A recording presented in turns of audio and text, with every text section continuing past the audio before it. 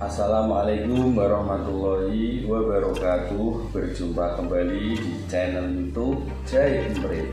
Masih di buku Tuhan Tidak Perlu Dibela Abdurrahman Wahid. Cak Nur tetap tetapi berubah. Nurholis Majid sudah 4 tahun di Cicagu belajar jadi jagoan ngelmu dalam arti pengertian yang dalam, yaitu tentang hakikat Tuhan dan seterusnya. Karena filsafat memang bidang yang sedang didalaminya. 2 kali pindah tempat tinggal, tetapi saja keadaannya, rumahnya masih begitu-begitu. Maklum, perumahan mahasiswa yang sudah berkeluarga, susunan rumah juga tetap saja. 3 kali penulis datang menjenguknya. Ruangan utama masih seperti toko buku loakan. Pakaian juga seperti dulu, tidak pernah mengikuti fashion. Mobil tetap seperti di Jakarta karena tidak mengerti mesin dan tidak tahu penyakit mobil. Ya, dibiarkan saja berjalan seadanya. Ternyata keadaan tetap yang dihayati Cak Nur itu panggilan populernya, juga tampak dalam sikap dan cara berpikirnya.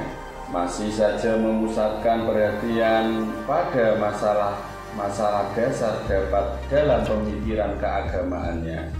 Tidak begitu banyak tergoda oleh isu-isu sampingan. Kalau bicara masih saja sering bersifat refleksi begitu jauh sehingga tidak mudah diikuti. Masih begitu terikat pada ayat-ayat Al-Quran sebagai pembenaran. Juga masih tetap bernada tinggi menolak sikap apologetik yang umum melanda dunia tulis-menulis keagamaan kaum muslimin. Dan terutama masih terlalu melihat keadaan dalam kerangka keterlibatan dirinya sendiri pada perkembangan. Seperti terlihat dari komentar yang tidak kunjung hilang tentang kelompok Maksumi, tiap-tiap kali muncul lagi walaupun sudah tentu dalam warna yang lain dari dahulu. Tetapi yang paling menggembirakan adalah kenyataan ia masih tetap dalam hal yang paling menentukan. Pandangannya jernih dan mencekam dalam mengartikulasikan pendapat. Lebih matang malah mungkin karena disiplin oleh keharusan menulis makalah demi makalah untuk pertanggungjawaban studi pada sekian dosen, tukang gorok mahasiswa purna sarjana. Disiplin yang sekarang saja sudah menghasilkan 2 tulisan serius yang diterbitkan sebagai buku di rantau orang. Juga kematangan yang dihasilkan dialog internal dalam dirinya dikala menimba begitu banyak literatur yang didukung oleh penguasaan sekian bahasa sebagai persyaratan ilmiah mempersiapkan disertasi doktor. Selera bacaan mungkin memang masih belum bervariasi, belum tampak novel dari tingkat sastra dunia menghiasi lemari bukunya, jadi masih berorientasi buku teks. Sudah tentu dalam artian sumber bacaan, buku model berpikir, tetapi selera musik sudah berubah. Tidak lagi puas dengan Indonesia Raya dan himne HMI. Sudah beranjak ke musik klasik walaupun masih seri yang dijajakan dengan harga reduksi. Juga sudah senang memotret yang kelihatannya jadi hobi serius yang dapat menopang hidup kalau rezeki tidak ketulungan. Di tanah air kelak, mata fotografisnya memang jeli dan kualitas kerjaannya memang tinggi, dan sudah mampu bertanya kepada harga dapur gas LPG dan kulkas di tanah air. Pesat sekali kemajuannya sebagai lompatan dari manusia Neanderthal menjadi manusia bionik. Karena dahulu ia tidak pernah bertanya tentang hal-hal sekecil itu. Perkembangan terbesar justru terjadi dalam pandangan ilmiahnya. Cakrawala perhatiannya jelas berubah secara total. Dahulu hanya berkisar pada ilmu-ilmu agama kontemporer yang serba mentah yang menguasai pengetahuan agama Islam.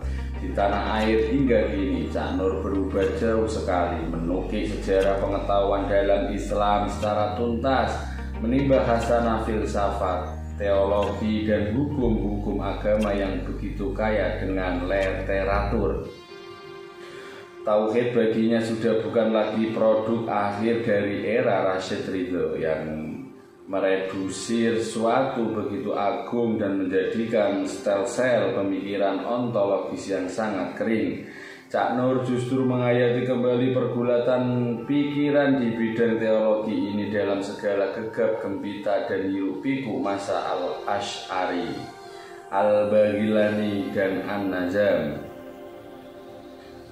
Perbenturan antara pemikiran filosofi dan legal formalis agama yang melahirkan ilmu kalam yang kini dikenal dengan sebutan ilmu tauhid. Penjelajahannya diperkirakan akan mengungkapkan mengapa dan benarkah biang kerok pembaharuan Ibnu Taimiyah menentang filsafat. Teolog garis keras itu tidak segala yang diduga, kata Cak Nur. Ia masih menganggap perlu filsafat naturalistik walaupun menolak filsafat skolastik yang terlalu mengada-ngada. Kalau Cak Nur berhasil membuktikan bahwa Ibnu Taimiyah tidak menolak filsafat secara keseluruhan, akan besar akibatnya. Arab Saudi tidak mungkin lagi melarang buku-buku filsafat masuk ke dalam negeri seperti sekarang. Para pemikir muslimin lainnya juga tidak akan ketakutan kepada ideologi yang bersumber kepada filsafat besar-besar seperti Maxim yang berlandasan dialektis yang bercorak materialistis, deterministis.